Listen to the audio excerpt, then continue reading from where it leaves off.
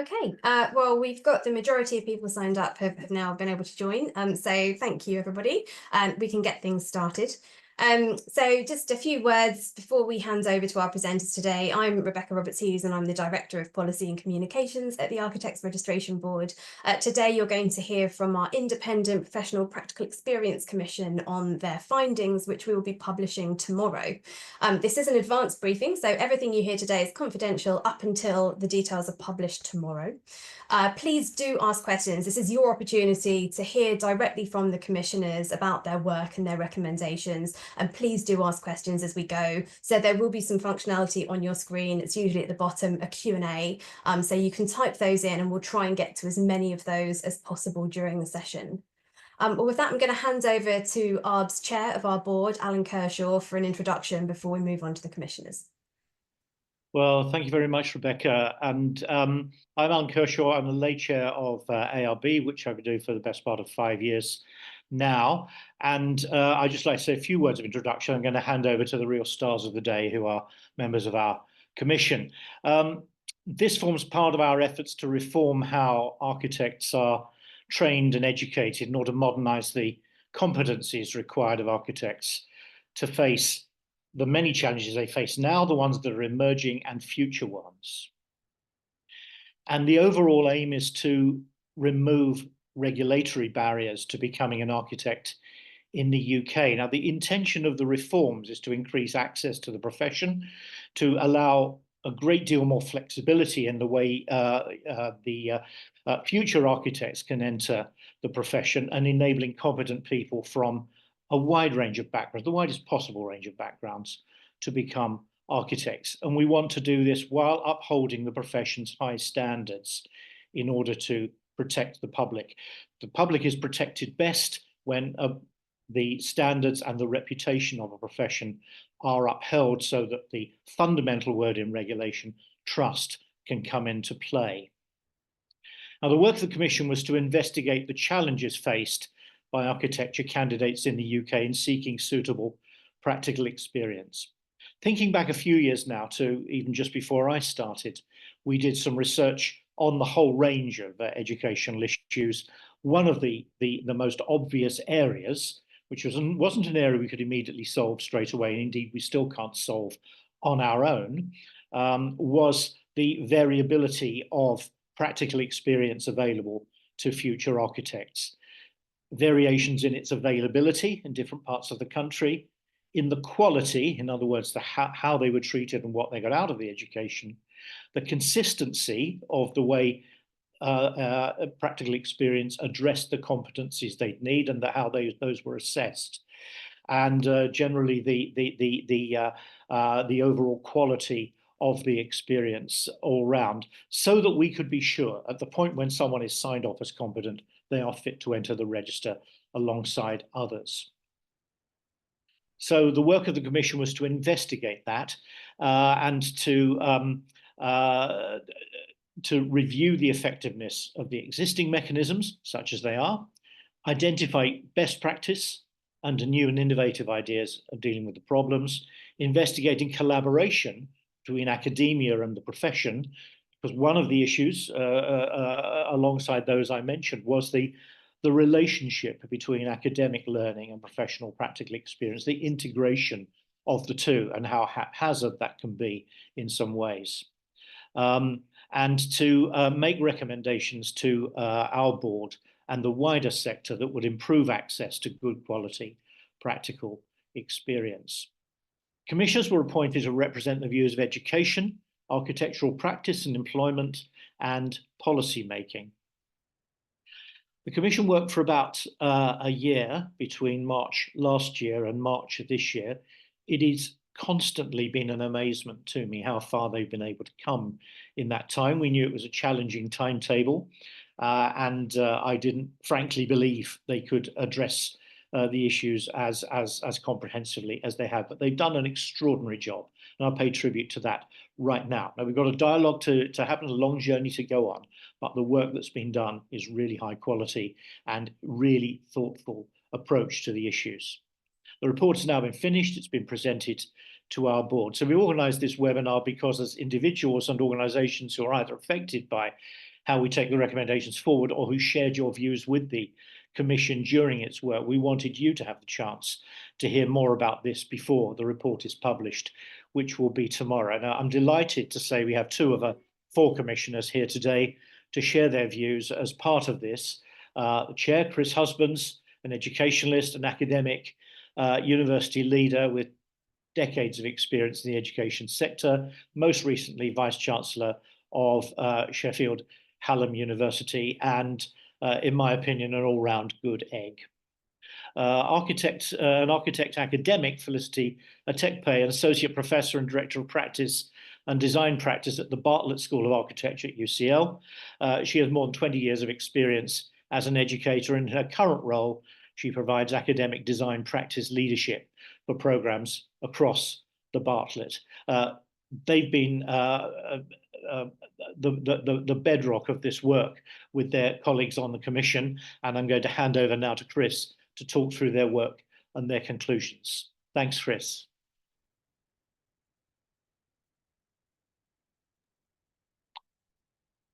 Can't hear you yet. Sorry. Well, Alan, thank you very much for that introduction. We've got quite a lot of ground to cover, and the most important thing that I think we want to land with you today is that the problems that we have been asked to explore involve some things that are deeply embedded in the field of architecture. And that means that there needs to be systemic change from a whole range of actors. So the way that we're going to do this is that my colleague Felicity Atekpe is going to go first. She's going to talk about the process that we went through, the data we drew on that gives you a sense of how we worked. And I'm then going to offer you a summary account of our recommendations. Felicity. Hello, everyone. It's nice that you've all signed up, and I will try to go through the next slide. So we'll go through what we've done and what we heard from everyone. We used the first months of the Commission to undertake a period of research, fieldwork, and other evidence gathering. And this involved visiting to different parts of the UK to speak to learning providers, architects, and students. These visits were complemented by online meetings, including an expert reference group that we established to inform the Commission as our work progressed. We also launched a call for evidence to hear views from those who have not had the opportunity to speak to individually. Next. We first heard from those in the profession through the call for evidence, and responses were spread across the UK. We heard from a wide range of roles, including students and those not yet qualified. So 123 individual responses. We also, we've been on visits over the past year to these universities on this diagram. In these sessions, we also spoke to trainees, many of whom have worked in practice and could share their own experiences. It was clear early on that we needed to focus on trainees, and we spoke to more than 50. In Cardiff and Edinburgh, we were also able to speak to the RSAW and the RIAS alongside practices. Alongside this, we obviously established a expert reference group I mentioned before, and their membership was from a range of professional bodies, the RIBA, AIRS, education organizations such as APSA and SCOSA, and individuals who were practitioners and students at different stages.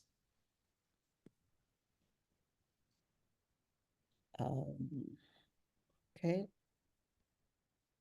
Sorry.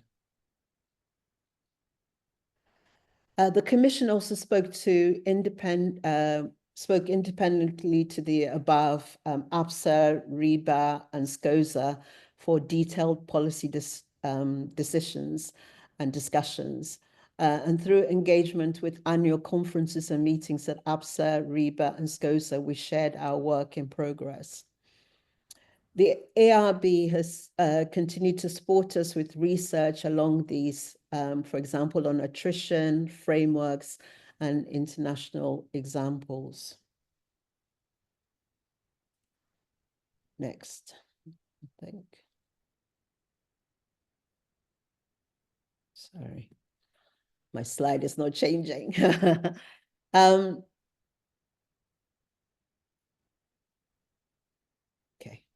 sorry. We launched the call for evidence with a view of what good PPE looked like. And we define it as paid employed work with effective management and supervision. There is support for individuals so that their work experience complements and completes their academic journey to registration as an architect. Good practical experience should be in an environment where they're supported and treated fairly so that the requirements of the ARB's Code of Conduct and Practice are role modeled and encouraged. Responses told us more about what contributes to this or could be improved, and we categorized our feedback into 5 themes. Theme 1 was respondents praised coherence between and integration through core structures, crossover of content, and addressing skills gaps. 2, working conditions played a significant role in good PPE. Mentoring, induction, and reviews were all seen as important. 3, they valued work across a fuller range of projects and work stages, matching learning content to needs. 4, some practices were unable or unwilling to hire, unrealistic expectations and difficulty finding placements and discrimination. And 5, suggestions include changing the double counting rule and more flexible requirements for previous experience. Okay. In terms of fieldwork, we spoke at length about barriers and frustrations within the current system. What became clear was that individual trainees bore the weight of the inefficiencies in PPE. For learning providers, they told us of gaps between academia and practice. The provider support required resources and were variable. Employers told us that it was expensive to induct trainees when they didn't have enough skills to be successfully cope with workload. They were disengaged with learning providers, and there were discrepancies in what they were being taught at school. Overall, a gap between academia and practice was identified. Providers can't cover everything. Employers can't always fill in the gaps.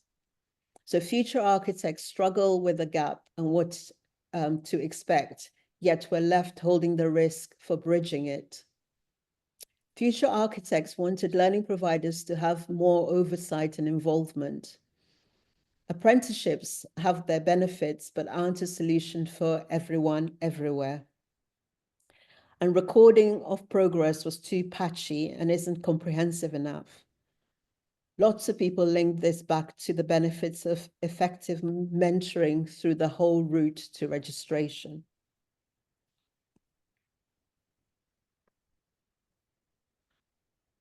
We have found in the current state that there are pluses. We've seen good things being done and heard from trainees how beneficial these things have been. And there are good things about the current structure of provision. It's flexible, employment-based, and market responsive. However, the consequences of that is that it's something of a state of nature with predictable consequences, inconsistent, variable, and variability in quality is duplicative, difficult for learners to navigate. And we found widespread evidence of dissatisfaction and a long hours culture. not a really healthy way to educate the future generation of professionals. We accept that the economics of architecture are a backdrop to this, but at the core of this are future architects who hold the risk on access to, availability of, and the quality of training. There's clear evidence of differential impact, meaning most disadvantaged struggled the most, and problems with mental health. And finally, that it's wasteful. Above all, we think other professions have tackled this, but by have only done this by asking fundamental questions about relationships, cultures, and structures. So our case for change, we think the first one is moral. The future architects deserve better arrangements, more mentoring and support. The second is economic. There's too much involuntary attrition, too much debt. It's inefficient and impacts on the most economically vulnerable.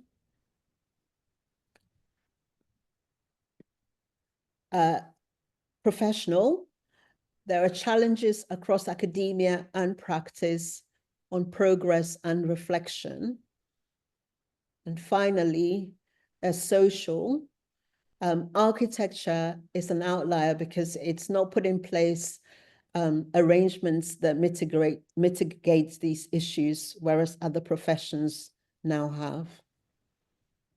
So we then developed some principles in terms of training. The first principle was that trainees had to be at the center of our thinking and the focus of everything we do. There were limited options for who should be responsible for the oversight of trainee progression. It could either be individual trainees, employers, or learning providers. And it's not fair for individual trainees to hold the risk. Another principle we had was simplicity. Arrangements for securing and navigating PPE need to be much simpler for individuals to understand and navigate. A third was efficiency, that arrangements for PPE need to be much more time efficient for future architects and for the profession. And then we identify regulatory inconsistency, so to build on the new framework and the new competency outcomes.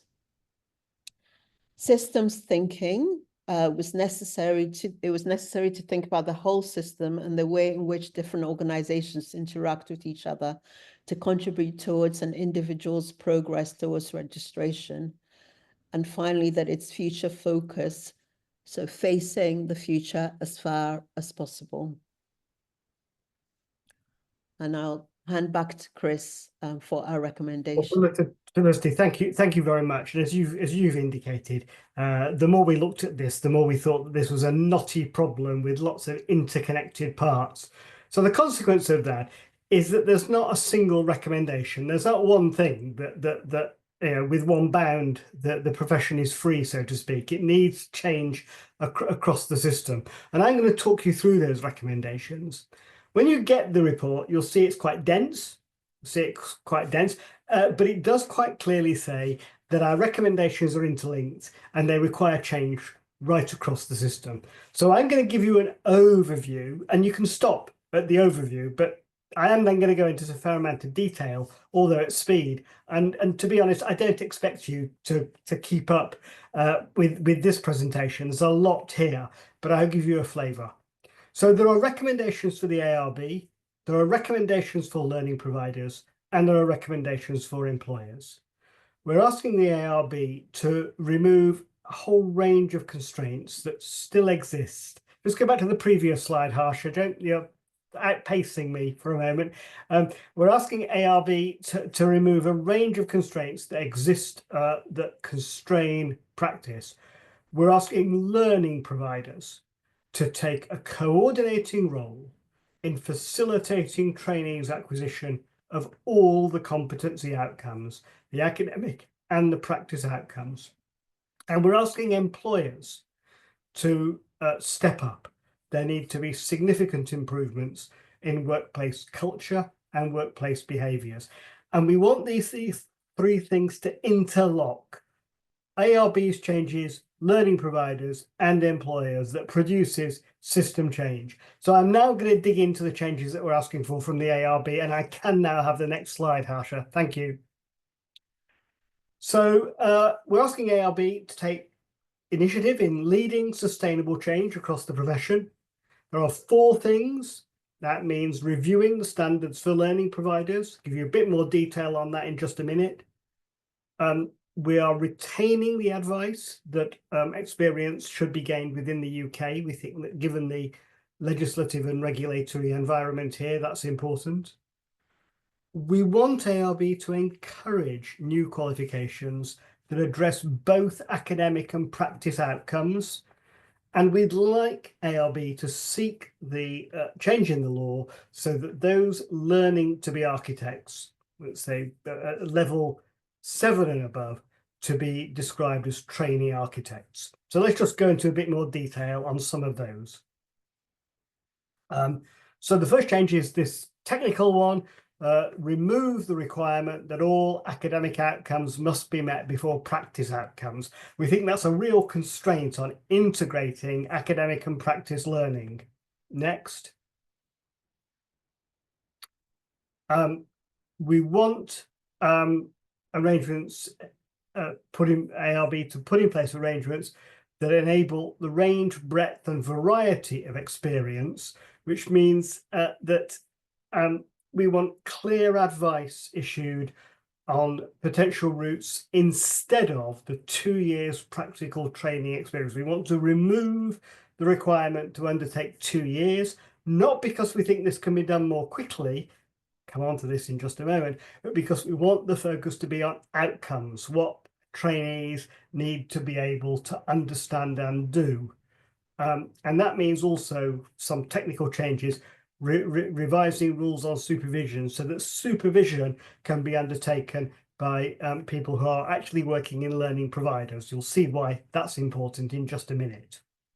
And finally, we want to remove the double counting rule, the rule that at the moment means that you cannot count work practice that's undertaken as part of an academic qualification towards the achievement of practice outcomes. If the 2-year requirement goes, the double counting requirement obviously goes, and it gives us a more integrated approach to training. And as I've already said, we want to retain advice on experience being gained within the UK and requirements on recency of experience. And what that means in practice is that trainees should have completed their final qualification not more than 2 years before registration. We think currency is really important to maintain public confidence. If the qualification has been gained more than 2 years in the past, then that should be examined by the ARB's competency standard groups. And I'm going to put that alongside some other recommendations on a record of competency in just a moment. We want the ARB to encourage learning providers to submit new qualifications that address both academic and practice outcomes, and to consider accelerating its current transition timeline for the approval of new qualifications. And we'd like the ARB, as I've already indicated, to pursue an exemption to the Architects Act to enable the title trainee architects to be used. At the moment, it is not legally possible to describe someone who is training to be an architect as a trainee architect. We think that calling them students is inappropriate. Most of these are professionals with quite a lot of experience gained very quickly. Thanks, Sasha. Oh, and finally, under this heading, I forgot this, we want to ARB actively to evaluate the impact of these changes alongside its wider reforms to initial training. So can we go on to the second change? This is a really important one. We want learning providers to take a coordinating role in facilitating trainees' acquisition of all the competency outcomes. And I've phrased that really precisely. It is not about delivering. It is not about ensuring. It is using their position at the core of the system to take, as I say, a coordinating role in facilitating acquisition of the outcomes. And that puts learning providers into a new position in relation to the profession as a whole. Some providers have stepped into this space already. There's some fantastic experience, but putting this at the core of the system means a more developed role for learning providers. We'd like the ARB to work with others across the profession to deepen links between learning providers and employers, and we want the ARB to set new minimum standards for a new record of competency that will be used across the profession that ties learning together. We've heard a lot that the current approach to recording experience is simply become too onerous and too bureaucratic, and a new set of standards with coherence across the profession will make a big difference. Thanks, Kershaw. So what this reiterates this important recommendation that learning providers should take a coordinating role in facilitating acquisition of the competency outcomes. And it is that coordinating role that we're looking at, which means that providers will be asked to demonstrate how they will prepare trainees to acquire the full range of outcomes. And that means that each provider should have clearly identified individuals with lead responsibility for the oversight of trainees' progress towards the acquisition of outcomes. And as I've said, we want ARB to work with others, including professional bodies, to consolidate and deepen required links between learning providers and employers. And finally, we want the ARB to set new minimum standards for a streamlined and standardized record of competency that must be used by learning providers that should record both experience and reflection, should provide clarity about who is responsible for supervising trainees' progress, should be digital by design, and should be a basis for the verification of the achievement of outcomes. This is a really significant shift in the way progress is monitored. But the third leg of this stool is just as important as the other two.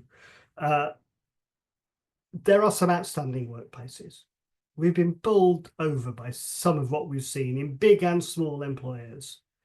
But I have to be honest, that what we've seen in the best is not the norm, and we've got a range of evidence that is set out in the report that there needs to be significant shift in workplace culture and behaviours. So in order to bring this about, we're asking for the Architects Code or guidance to include specific requirements on architects to support trainees.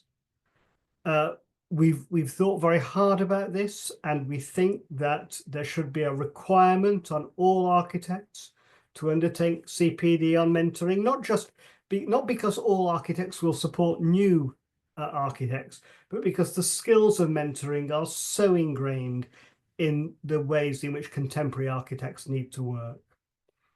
Work has to be undertaken to address issues of workplace culture. We'll come on to a bit more on this. And we think that we've been very impressed by existing apprenticeship routes. We understand the threat to level 7 apprenticeships, and we're asking ARB and others to work together to try to maintain funding for apprenticeship-based routes. So let's just dig into that in a little bit more detail. So we're asking for the Architects Code to be strengthened to include specific requirements on architects to support trainees on their journey to registration. As I've already said, we're asking that all architects be required to undertake CPD on mentoring. And I've already spelt out, we reviewed that. We thought, should it be some? Should it be those who are supporting new architects? And the evidence that we saw, and we were persuaded by the evidence in the field, that this is a core component of the skill set of the contemporary architect. We want the ARB to lead work to address issues of workplace culture, which to be honest, should embarrass everyone. Given, and again, I'll leave you to read the evidence in the report. But that means that we want learning providers to be able to share information on pay, contracts, and other working requirements with trainees. That professional bodies should ensure that employers comply with workplace legislation. They should think about how they do that. That the ARB should use proposed guidance on whistleblowing and raising concerns. And that we're asking the ARB to ask government to make some legislative change on minimum wage regulations. At the moment, someone who is formerly a student on a course in higher education on a placement of less than 12 months is exempt from minimum wage regulation. And that seems to us to be just wrong. It needs to be changed. Thank you. So I've taken you into a lot of detail. I've gone very, very fast and deliberately so, but I do want to come back to this big picture, and I am going to spend a few minutes on the slide. There are recommendations in our report for everyone. We're asking ARB to remove constraints to flexibility and innovation. And I've indicated what those principal changes are. Removing the mandatory 2-year requirement, not because we think this job can be learned quickly, but because instead of focusing on the amount of time where experience can be repetitive, duplicative, things can be missed out, that means that placements can go on longer than they should before people are ready to meet the standards. We want to focus on outcomes. We want to remove the requirement that all academic outcomes should be met before practice outcomes, so that can encourage a greater integration and blending of learning. And we want to link part of that, we want to remove the double counting rule.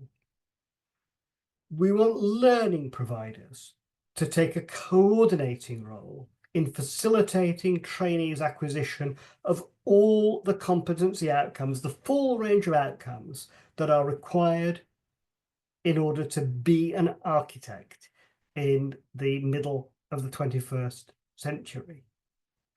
And in order to do that, we are asking for significant change in the way learning providers position themselves, the way they engage with employers, the way they build partnerships with employers, the way they support trainees on their progress through the profession, and that underpinned by a new record of competency, which is the glue that holds trainees' learning together, that provides a clear map through from beginning of training to registration. And we want significant change in the way employers work, so that mentoring and support becomes an absolutely integral component of the skill set of every architect. That poor practice in contracts, in minimum wage, in regulations, is removed from the system. And these three changes together, changes in regulatory practices from the ARB, the changes in the positionality of learning providers, and changes in the approach to mentoring across employers, these three changes together will, we think, bring significant cultural change in the practice of learning to be an architect. We were asked to look at arrangements for PPE, and the more we dug into the evidence, the more we engaged with employers, the more we engaged with learning providers, the more we engaged with trainees, it struck us that we could not answer those questions about PPE without answering some fundamental questions about the way the training infrastructure knits together. And so we are asking everybody in the system to commit to significant change.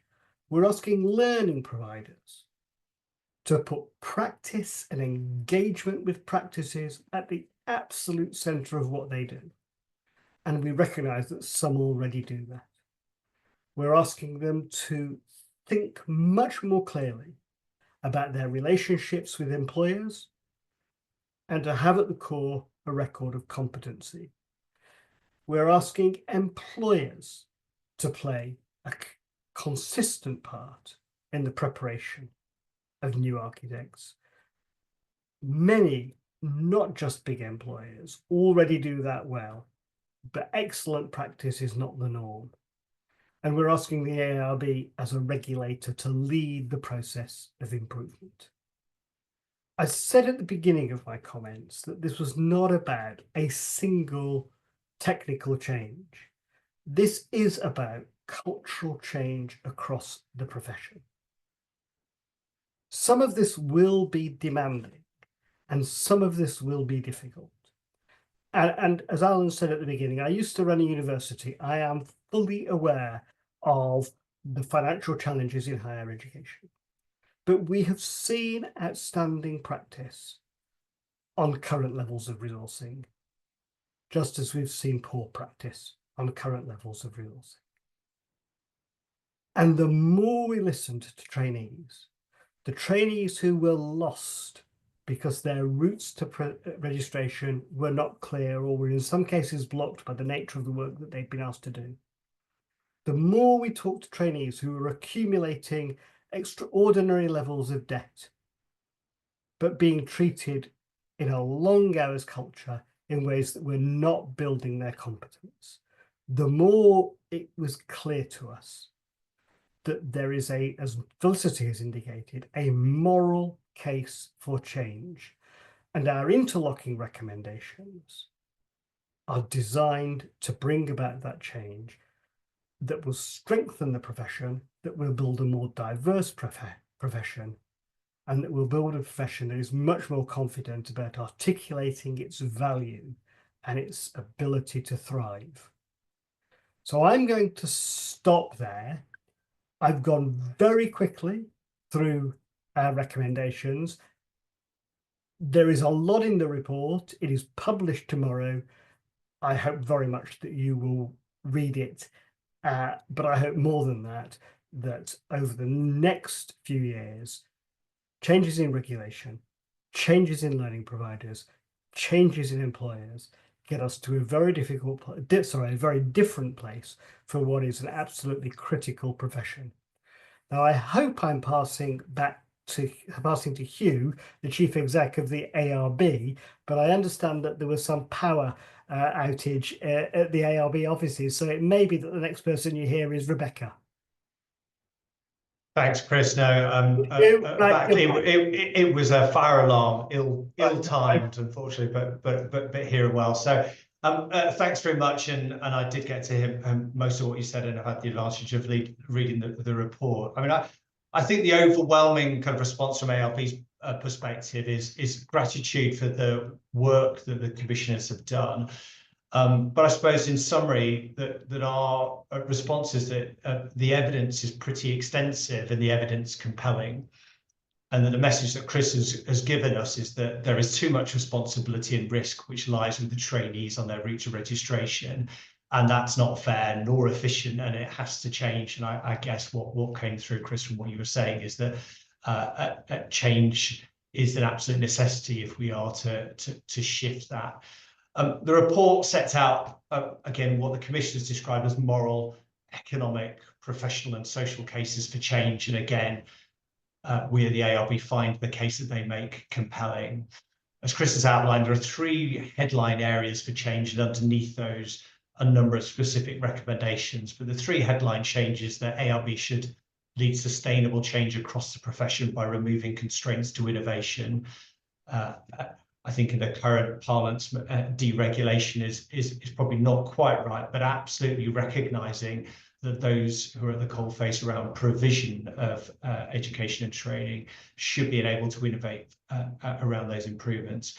Secondly, that learning providers should take a coordinating role in facilitating trainees' acquisition of all the competency outcomes. And finally, that there is a requirement for significant improvements in workplace culture, and the support should be secured to strengthen how competency is gained. So across those three headline areas of change, I think the board has already indicated support. But decisions about how and whether to implement all of the individual detailed actions under each recommendation have not yet been made. And while the Commission argues that we should take forward those changes urgently, there will be some areas, rightly, that are subject to formal consultation. So the board will be considering these at its next meeting in May. I mean, it's clear that some recommendations are directly within our remit and our control, but others will require more collaboration and action indeed from others, potentially also including government. And again, Chris made a quite powerful case around minimum wage requirements, and there's also the vexed interest of protection of title, which we may come back to under Q&A. However, to maximise the chances of success, I think we must continue to listen to others and hearing insights that will help us implement them more effectively. Continue to consult on those significant changes, particularly when they involve asking or requiring others to do more. I think linking to the point about listening, we've heard the desire for clarity of expectations from us, and when the time comes, what others might need to do in response to any changes we make. So the Commission describes its proposals as a package of reforms and recommendations to look at across the whole system, a system-wide approach. And the Commission challenges ALB, learning providers and employers to make those necessary changes. And while it will be difficult, the report does make a compelling case that trainees deserve more, and that we are continuing to innovate and drive quality, that change is needed. So the board will be considering in detail in May, but I think the overall response from ALB is that the case is compelling and change is required.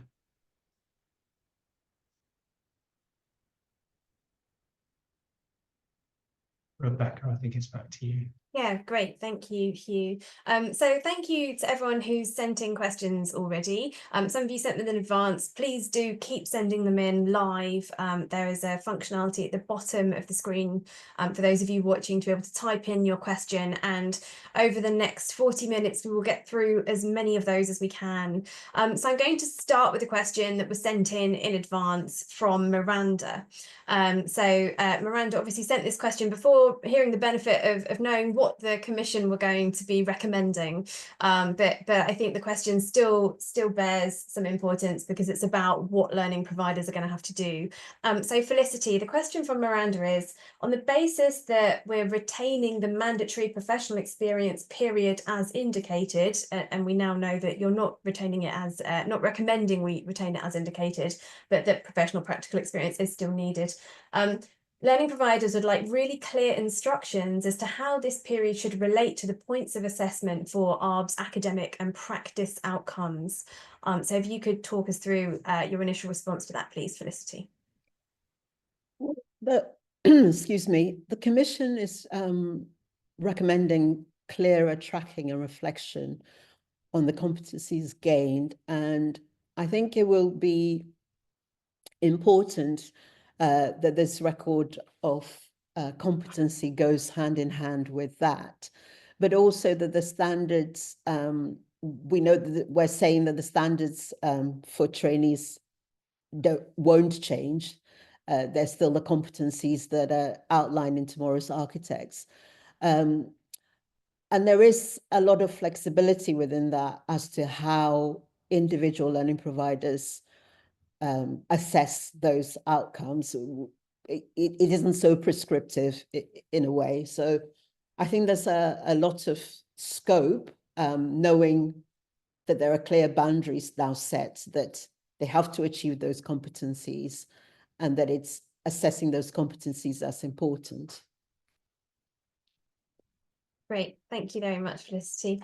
So moving on to our next question now, and Chris, I'm going to come to you on this one, and then I think it'd be great to hear from Arb as well, so I'll come to you afterwards, Hugh. So Lewis has asked a question which has come up a lot in your research, I think, actually, Chris.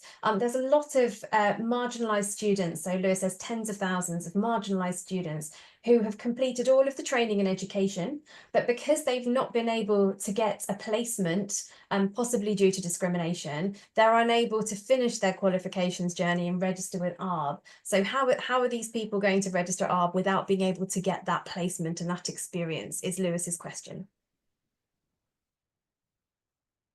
You're on mute, Chris. Keep doing this. Sorry about that. Thanks for that. And Lewis, I think you've also put the question as the first question in the Q&A today. So I'm just getting my notes. We were really struck by trainees that we listened to, that there are barriers to people progressing towards registration, that getting placements can be particularly difficult for some.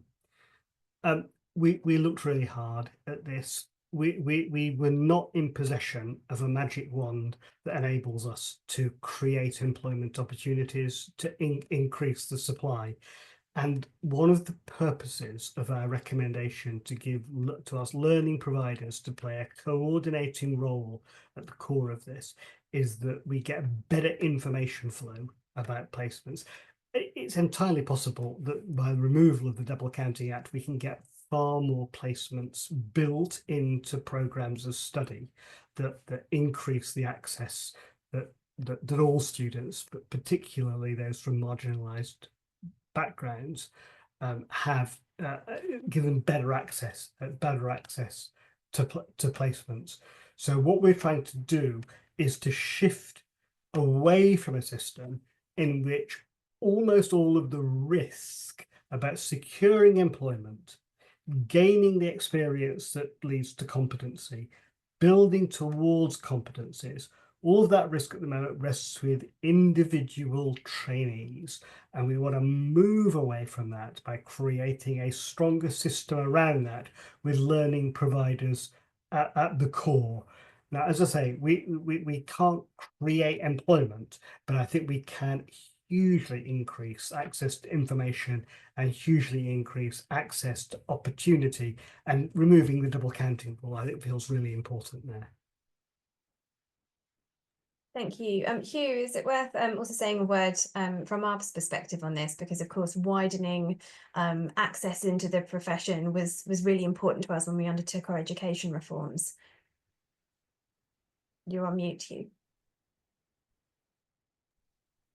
As Chris sort of said, I think recognising the reality of kind of supply of placements is one thing, but I think part of this phrase around innovation is about recognising that a number of providers are already innovating and finding different ways of providing access to professional practical experience. So I think it's about removing the regulatory barriers that drive people through a particular funnel, or indeed exclude people. So I guess one of the things that we'll want to do as part of our ongoing engagement is to, again, continue to think about what are the things that we have within our rules and regulations which prevent that kind of innovation. And also, as new courses emerge, particularly where we're seeing courses emerge looking at multidisciplinary academic training, how do you enable innovation to enable multi-professional education and training within a professional practical experience, work experience? So I think some of those we'll have to see what the opportunities are, but definitely from our perspective, it's trying to create a more permissive and innovative environment. Thanks. And of course, we will shortly be launching a new equality, diversity and inclusion strategy that looks at discrimination and structural issues that might be affecting the sector, and what ARB and other bodies can do about those if, in fact, Lewis is right and discrimination is playing a role in some of these cases. Thank you. Alan, I'm going to come to you with our next question. So we've heard from Seth, who says, are the R proposing that there will be a relaxation of the requirements to become an architect? So are these changes to professional practical experience that the Commission have recommended to us going to equate to a reduction in the standards or the quality that is needed to become an architect? Yeah, well, thank you, Seth, for the question. I can understand why it's a concern for anyone here, especially if we're moving away from a previous time-based criterion for achieving the standard for registration. It is fundamental to any regulator and any regulatory system that the register we publish has a meaning, and that meaning is consistent within it.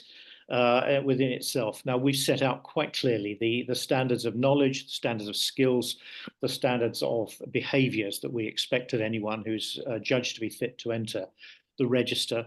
And we're concerned that those should be assessed fairly and validly and consistently across the board, both at the academic and at the professional practical experience level. That being so, we have not changed those. We will not be changing those in any way. And so I can give you an absolute assurance that nothing we're intending to do as a result of these recommendations would in any way diminish the standard required to become an architect. In some ways, we are sharpening up the assessment of that, and certainly sharpening up, we hope, the education and training which leads to that point, that leads to the point of not just being able to pass an exam, but to enter a profession and to exercise, to hold that trust which people put in registered professionals. And so we would be in dereliction of our duty were we to relax those standards in any way. And should the PPE Commission be recommending any relaxation of those standards, we would be throwing that recommendation out. Great, thank you very much, Alan. It's a really clear answer on that one. Hugh, we've had a question in which I think speaks to our accreditation role. So Sarah is asking, who is expected to assess the achievement of the practice outcomes? So how will those be assessed? Hugh. Thanks, Rebecca. I think important to distinguish proposed changes from kind of what currently is the existing regulatory framework. The existing regulatory framework says that the ALB will set and prescribe courses which enable architectural students or trainees potentially in future to enter the register, and that is the accreditation of qualifications at a level 7 and a diploma, and that doesn't change.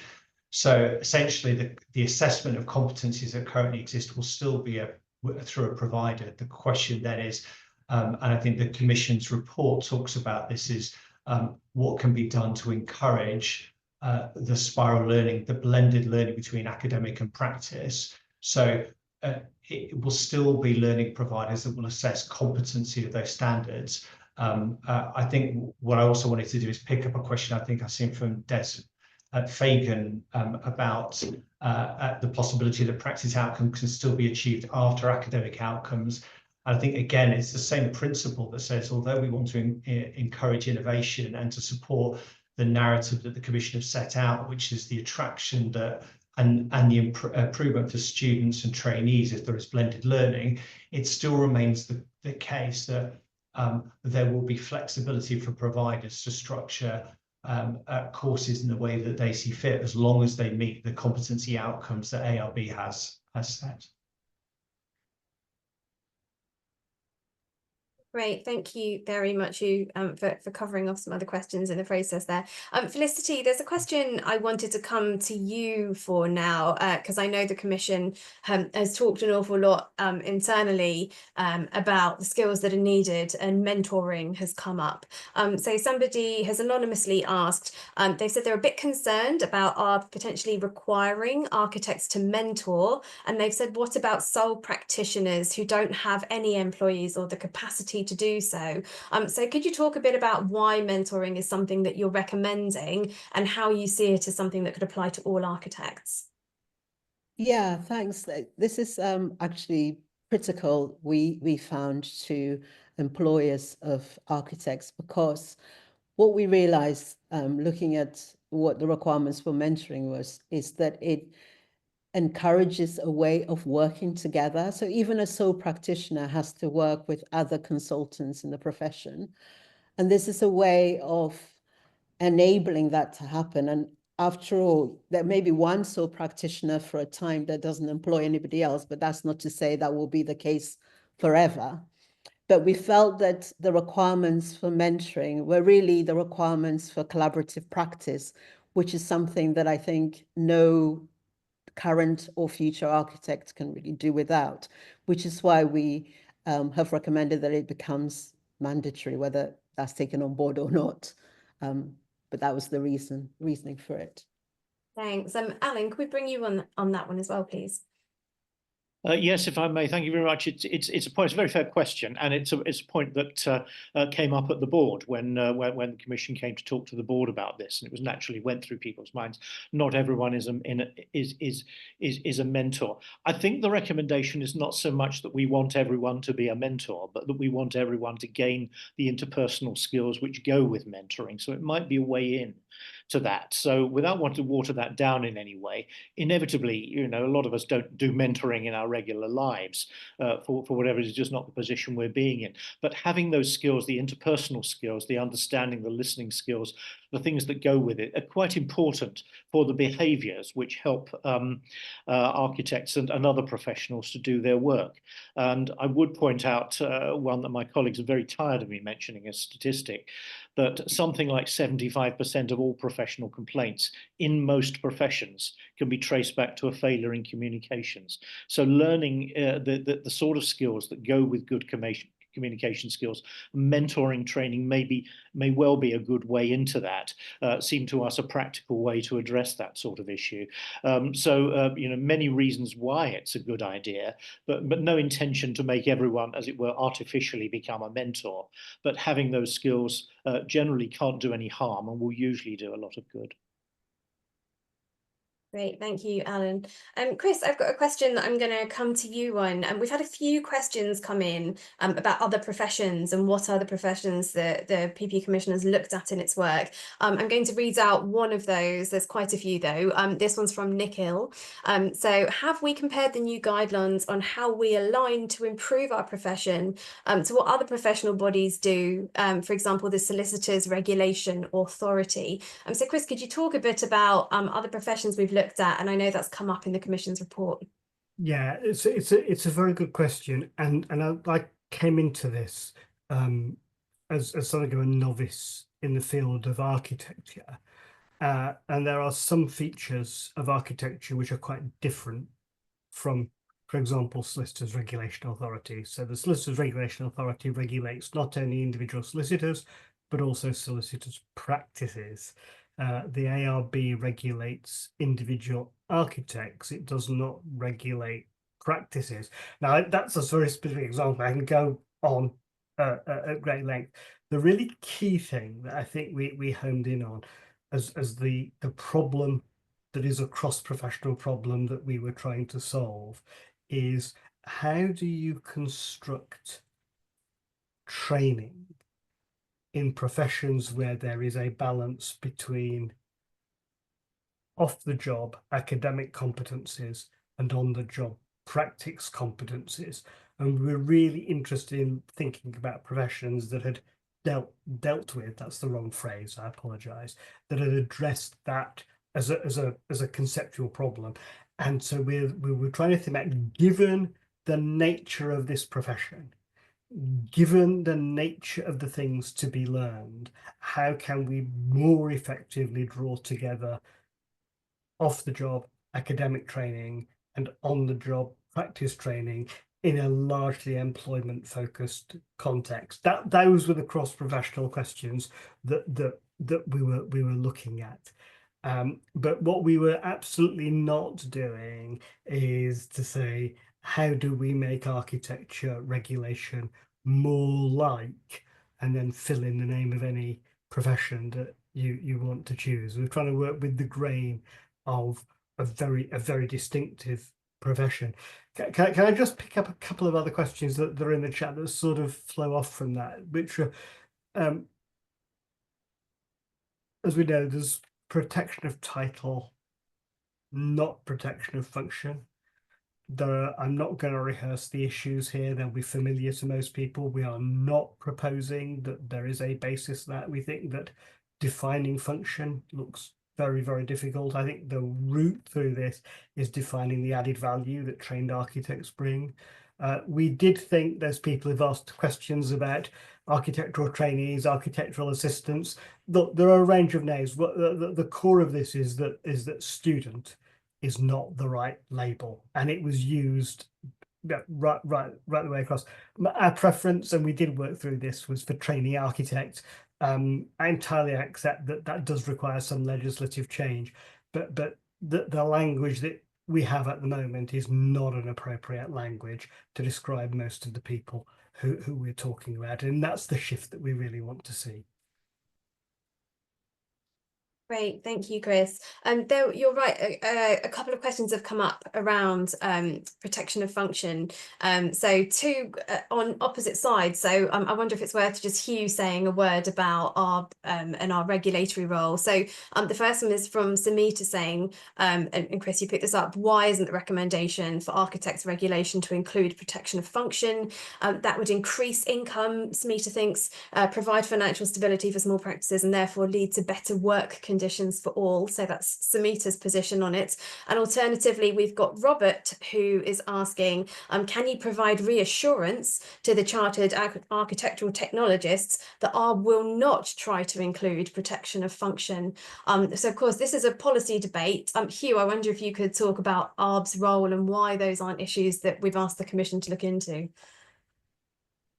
Yeah, thanks, Rebecca. I mean, we didn't ask the Commission to look into it, but the Commission's report does include a line on it, and I think Chris has covered that about not seeing a compelling case or any evidence that would suggest that protection of function is either practical as a solution to a different problem, which is student experience, and not something they recommended. But even if they did, the recommendation would be for government, not for us. So the decision to reserve functions is a public policy matter, a matter for government. And I think there are wider and broader interesting policy discussions that the government is aware of. And I think it's not so much that either ARB or the Commission has a explicit view, but I think that if I'm right, Chris, the Commission's view is it wasn't a solution to this particular problem, even though it might be a solution to a kind of a broader question. So I think that's one specific thing. I think there are a number of other questions in there about reservation of function or protection of function. You know, for example, how it relates to architectural technologies. The board does not have a view on protection of function or reservation of function. It's a matter for government, and it's not something the board has debated. It would be a broader matter for public policy. Great, thank you, Hugh. And another question that Chris has alluded to, I think it just bears, it's worth coming back to. So Felicity and Chris, maybe you could come in on this one. I'll come to you first, Felicity. So yeah, a few questions about the word trainee and proposing other options that might be within the limits of the law. But I think this is a particularly important one. What is wrong, somebody has asked, with architectural assistants? So of course, you've made a really conscious decision to move away from terminology around students and assistants. Felicity, if we come to you first, and then you, Chris, on why you're recommending that.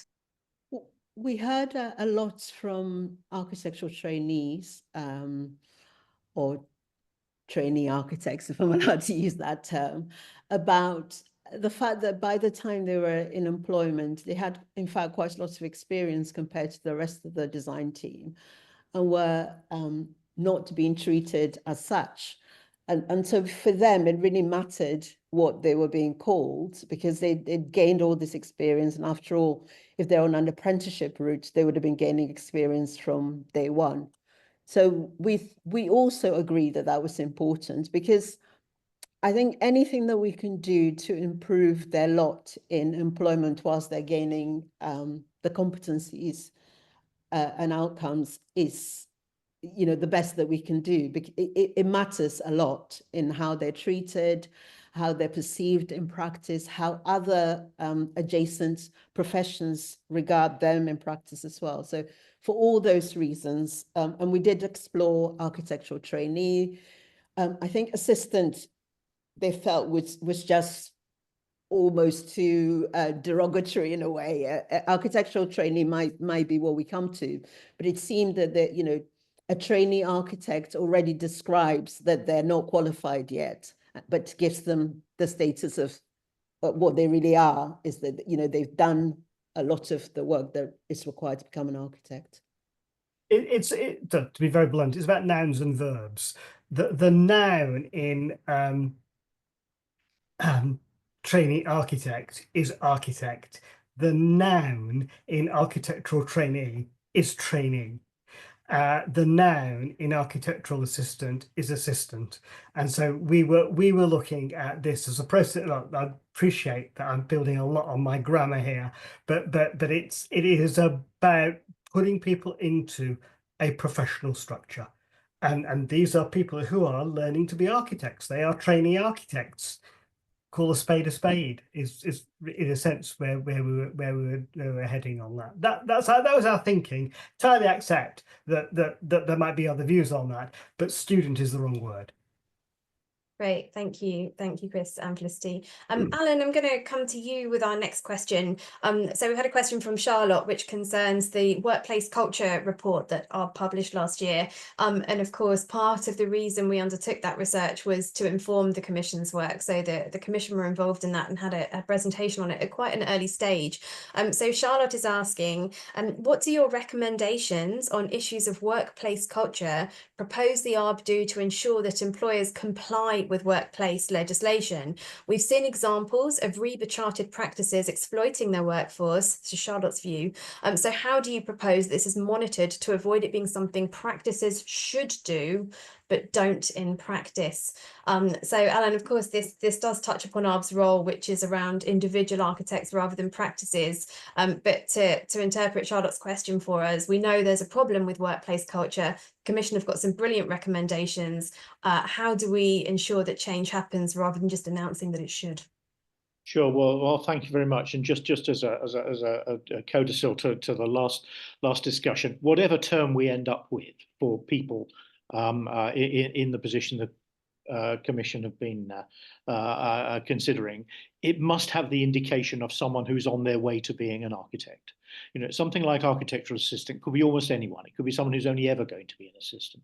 We need to be talking about what is the future intention. Where are they on the way to, and finding something that indicates that. So I'm not going to talk anymore. We can throw these words up in the air and see how they land on the table 100 times. I don't know what will happen in the end, but we need a term other than student and something which indicates that it's an architect in the making. Okay, to turn to this question about culture, the question rightly refers to work we did in the past of the research we commissioned and published not so long ago about this, and also the RIBA have been doing similar work and share similar concerns. And this is an area where, in a number of areas, where a regulator and the professional body can collaborate closely, and areas like continuing professional development, like codes of conduct, and like this kind of issue on culture are ones which we fundamentally have to work together on, because this is a matter of partnership. Regulators write codes of conduct, and they do their best to get those implemented across the board and well understood, well embedded and followed, and indeed people challenged and brought before us should they breach the code of conduct in different ways. Of course, our code of conduct is as explicit as it can be on these areas of culture and the issues of bullying, harassment, and all the other bad behaviours that have been identified in the research and elsewhere, and which the Commission have referred to, and where perhaps it's in neon lights in connection with people in training, because you know, they are most perhaps vulnerable and open to potential exploitation and bullying behaviour and all the things we've heard about. So we're working with the RIBA on this. The president of RIBA invited us to be involved in the task groups that they're working on here, and it's areas where we need to work together. We can say what the standards are. We can regulate individual architects. We don't regulate firms, and that's not in prospect at the moment.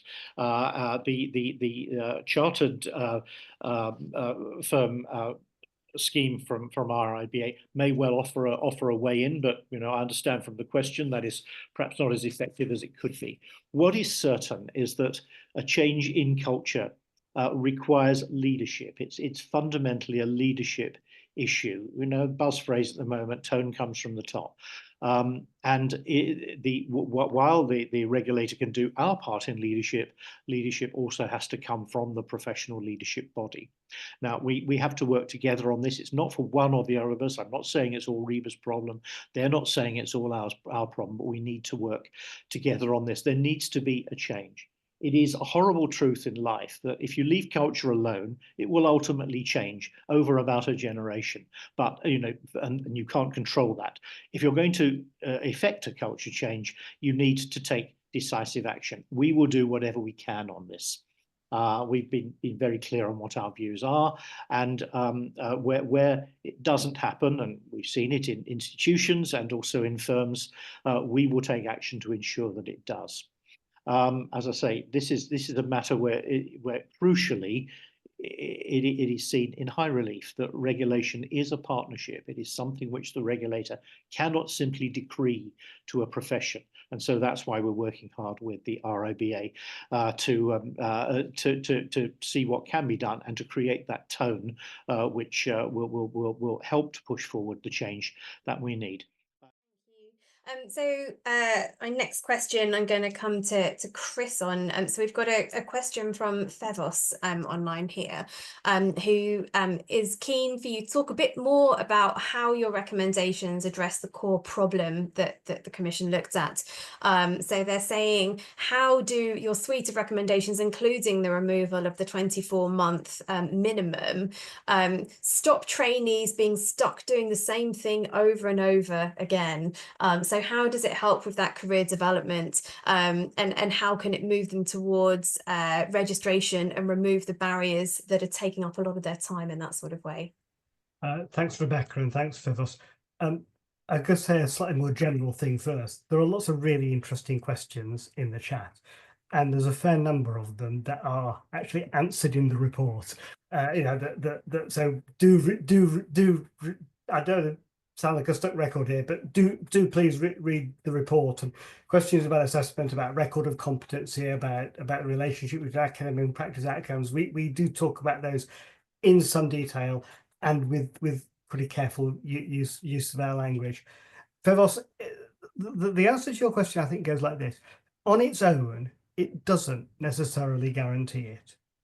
And the key point that I would keep coming back to is about the ways in which we would like our recommendations to be seen as a package. So at the moment,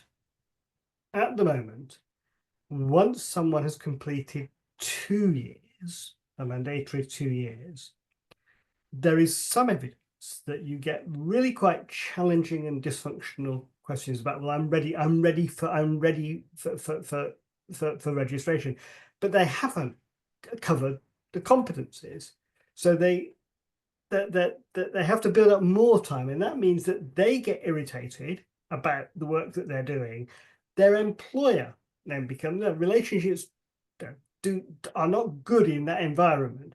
So by removing the time requirement, what we do is say we want an absolute focus on outcomes, and we want that mediated through a new record of competency that pulls things together, which has a rather different approach from the PEDR, which began with really good intentions, but quite often is not a contemporaneous document monitoring progress. So the removal of the 2-year requirement on its own probably doesn't achieve the goal, but the removal of the 2-year requirement alongside removal of double counting, alongside the role of learning providers, alongside the new record of competency is intended to address that problem. The issue that you also raised in your question, I've just sort of flicked through it, so I haven't quite got it on my screen at the moment, about currency of experience. It struck us that the currency is really important in securing public confidence. You know, how recent was the experience? And so we're clear that the experience needs to, the qualification needs to be completed within no more than 2 years before presentation for registration. If, and this wasn't your question, that does not happen, we then say the competency standards group looks at the application. So we're trying to liberalize the process, but also build in the quite important safeguards that you know, you wouldn't want somebody coming for registration having completed their practice 12 years ago. The legislation has moved on. So that is this package of changes which shifts the approach to preparation for registration. I don't know whether you want to add anything to that, Felicity. No, I think you've answered it pretty well. Yeah. Great, thank you both. So just noting, in the last 5 minutes of today's session, we just want to provide a bit of an update on next steps from ARB's perspective. So we'll be able to take, I think, 2 more questions in the time that we've got. So many have flooded in the last 10 minutes. I think once one question gets asked, people think of the things they want to ask. So I'm sorry we won't get through all of them. As Chris points out, a lot of it will be covered in the report. So please do read it when we publish it tomorrow. Hugh, I've got a couple of questions for you, which I think, again, speak to the nature of accreditation and how ARB works. So one person has asked, who's going to be reviewing or assessing the new qualifications as they come forward? So regarding the creation of the new qualifications that address both academic and practice outcomes, how will these be reviewed and assessed? Is there a concern that dilution of provision of learning might take place? So it'd be great to hear from you on our accreditation role.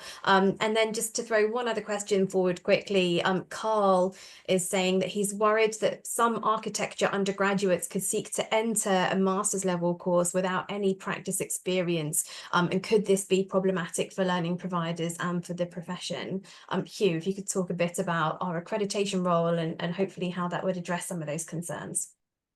Thanks, Rebecca. I'm not quick enough at typing to write down the 2 questions. So if I forget one, come back to me. I think the important thing to note is that the Commission have not recommended any changes to the competency outcomes per se. And so I think when thinking about the changes, it's really important to stipulate that the competency outcomes that were consulted on in 2023, the practice and academic outcomes, there is no proposal to change those. And within that, we are still expecting a master's level and a diploma qualification. The question that the Commission has been looking at is how you are completing and assessing the professional practical experience elements within that and moving away from a 2-year compliance-based model. So I think some of the questions suggest that maybe in answering questions are not done a good job at explaining that actually it's within the current structure of accreditation, how do you make improvements? So questions about new qualifications, I don't think that's really where we're at. What we're doing is saying institutions, principally universities, but learning providers under the new model will have more flexibility to adapt how they develop those courses, achieving the level 7 and the diploma. So I think from that point of view, a bit of reassurance that it's about you deliver within the current structural system.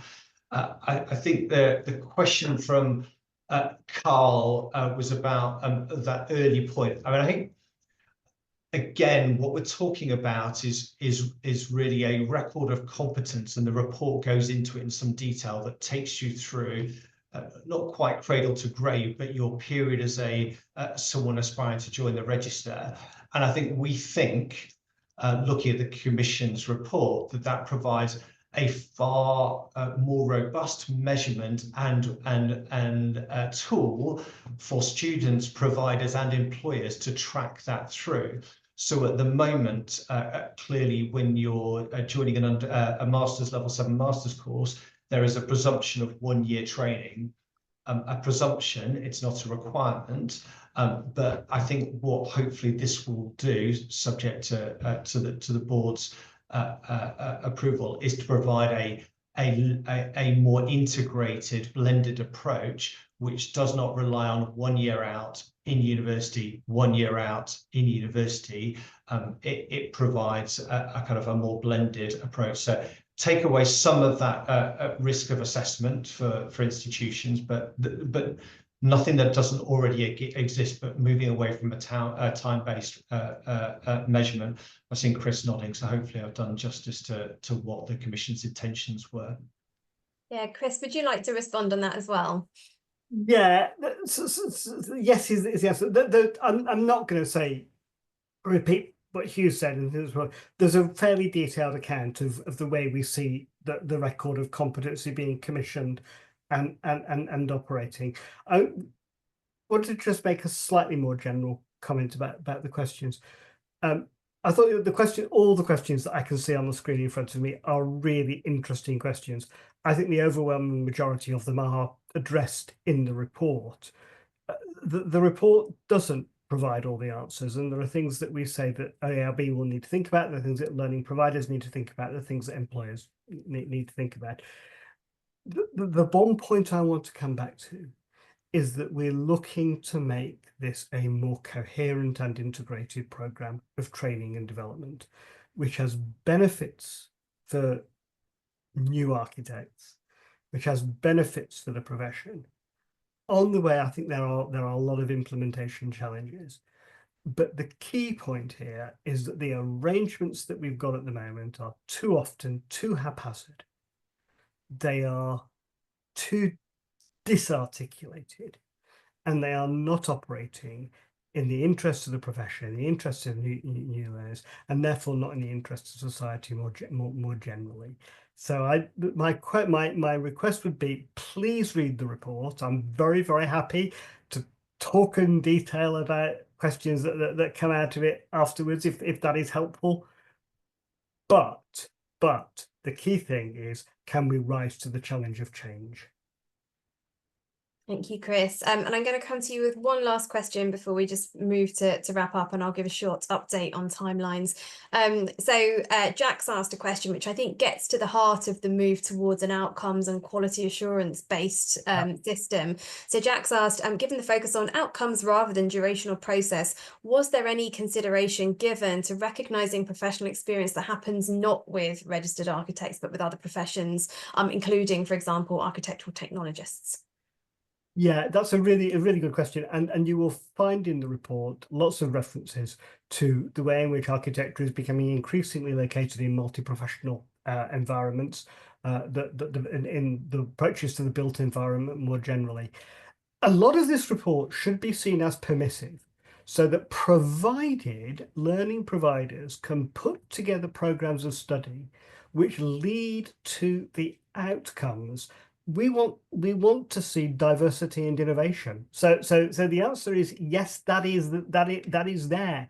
What is not there, and despite someone who's a one-time curriculum developer, the temptation to write my own architecture curriculum was huge, and I stepped back, pulling back from that. We've accepted the framework of competencies, we've accepted the structure, a lot of what's going on, and we've tried to work out how do you make this work more effectively in the interests of the future architects. Great, thank you, Chris. So I'll just give a quick update on next steps. Of course, you've all heard the recommendations in Chris and Felicity's words today, and you'll have an opportunity to read the report tomorrow when it is published. So at that point, we'll make sure everyone receives a link to it. It will be on our website. Yeah, please do read it and continue the debate. This is, of course, an independent commission. So Chris and his team have sent this report through to Alan and ARB's board, and at its meeting in May, the board will be discussing that report and how ARB can take it forward. As Hugh has indicated in his presentation, we have found the evidence that the Commission has produced, and its argument that at the moment too much risk sits with trainees to be convincing. And so the board has welcomed those 3 headline recommendations, those 3 major areas of recommendations, but how we implement them and what that means and the timeline for that is something that we need to work through in more detail now that we've we've got the report. Some of those recommendations will require ARB to run a statutory consultation, for example, any changes to what we require learning providers to do. So this isn't your final opportunity to have a say. We will be consulting on further things as we take them forward. And we hope that after the board meeting, ARB will be able to provide further clarity on what we're going to do and the order in which we're going to do it. If anybody has any questions that haven't been answered today and aren't answered in tomorrow's report, please do email us. So the address to use is communications@arb.org.uk. That's communications@arb.org.uk. Once the report is published, if there's anything it doesn't cover and you'd still like to know about, please do ask us. If you're a university or a similar learning provider wanting to know when you can start doing what, we might not be able to answer that immediately. We do have to work through the detail with our board. So in the last minute, Alan, I'll just hand back to you as chair of the board to say a final thanks to the Commission and goodbye to everyone. Right, okay. Well, I will say thanks to the Commission and goodbye to everyone. But thank you all for contributing. It's interesting, looking at the questions and myself, I mean, some very intelligent questions, some more specific than we can answer now. Many, I think you will be able to see at least a way forward when you read the report tomorrow. And hope you're able to do that and to engage with us in this dialogue. We are anxious to put things right, to put things as right as we can as a result of this. A very unsatisfactory situation. If we don't take it by the scruff of the neck, I don't know who will, and so we're intending to make something real out of this. We will work with anyone to make it work. I do want to thank you again for your contributions today. I want to thank Chris, Felicity and the remainder of the Commission for a terrific piece of work done, as I said right at the beginning, an extraordinarily short piece of time to put their finger on the button of the key issues as quickly as they did and to find thoughtful ways of addressing these and pointers to further work to be done. It's been an extraordinary piece of work, which we appreciate. Thanks to Rebecca, Harsha, James, and the extraordinary policy and comms team at ARB for a terrific piece of work here, and they will be in the vanguard of taking this forward. But I look forward to the reactions to the report, which we will obviously take full account of at the board in May this year and beyond. Thank you all very much indeed.